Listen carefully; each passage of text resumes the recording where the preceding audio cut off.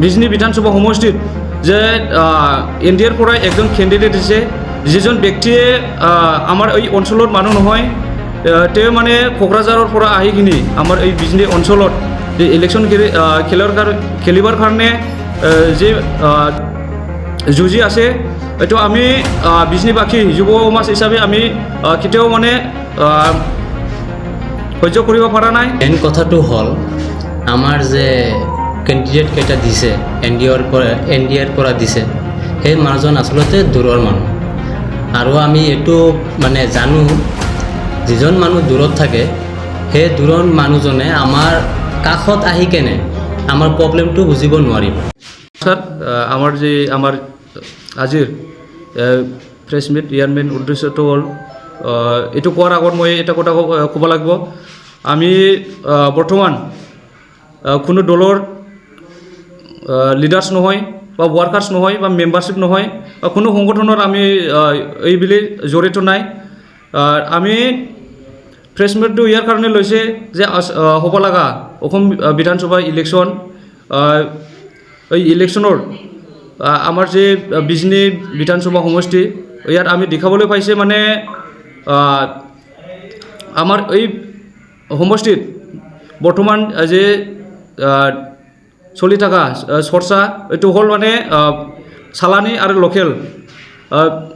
চালানী আৰু লোকেল ইয়াৰ কাৰণে মই কৈছোঁ, আমাৰ এই বিজনী বিধানসভা সমষ্টিত যে এনডিএৰ পৰা একজন কেণ্ডিডেট দিছে, যিজন ব্যক্তিয়ে আমাৰ এই অঞ্চলৰ মানুহ নহয়, তেওঁ মানে কোকৰাঝাৰৰ পৰা আহি কিনি আমাৰ এই বিজনী অঞ্চলত যে ইলেকশ্যন খেলিবৰ কাৰণে যে যুঁজি আছে, এইটো আমি বিজনীবাসী যুৱ সমাজ হিচাপে আমি কেতিয়াও মানে সহ্য কৰিব পৰা নাই। আমি বিজনীবাসী যুৱ সমাজ হিচাপে আমাৰ যি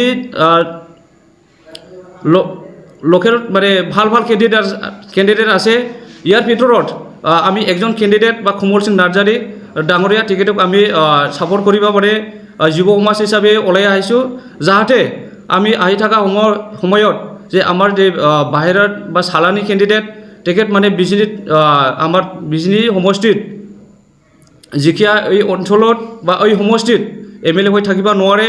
আমাৰ অঞ্চলৰে যিজন মানে ৱেল এক্সপিৰিয়েঞ্চ বা এডুকেটেড যে কোমল সিং নাৰ্জাৰী ডাঙৰীয়া, তেখেত এই বিজনী সমষ্টিৰ পৰা জয় হৈ কিনি এই বিজনী অঞ্চলত থকা সকলো জাতি জনগোষ্ঠী ইয়াৰ লগত মিলি থাকিব পাৰে আৰু এই অঞ্চলটো উন্নয়ন কৰিব পাৰে। ইয়াৰ কাৰণে আমি বৰ্তমান কোনো দলৰ বা কোনো সংগঠনৰ জড়িত নাথাকিও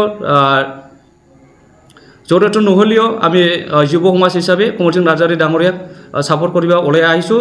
আৰু আমি এই বিজনী অঞ্চলত থকা সকলো জাতি জনগোষ্ঠীৰ ৰাইজ সকলক আমি অনুৰোধ একটাই, যাহাতে এই আহি থকা যি ইলেকশ্যন, এই ইলেকশ্যনত যাহাতে কোনো ৰাইজে আমাৰ এই বিজনী অঞ্চলত থকা কোনো ৰাইজে কোনো ভোটাৰ্ছে যে বাহিৰৰ কেণ্ডিডেট বা অৰূপ দে তেখেতক ভোট দি মানে এই অঞ্চলৰ পৰা জয় হ'ব নিদিয়ে, এইটো একটা অনুৰোধ কৰিছোঁ।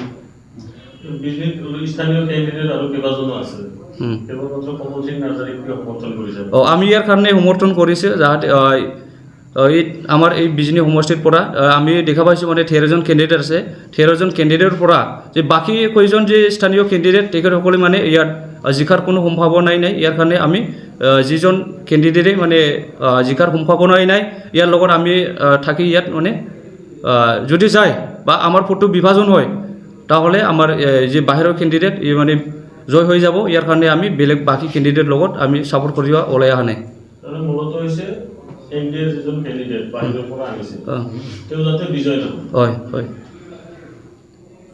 মানে মেইন কথাটো হ'ল আমাৰ যে কেণ্ডিডেট কেইটা দিছে এন ডি এৰ পৰা দিছে, সেই মানুহজন আচলতে দূৰৰ মানুহ।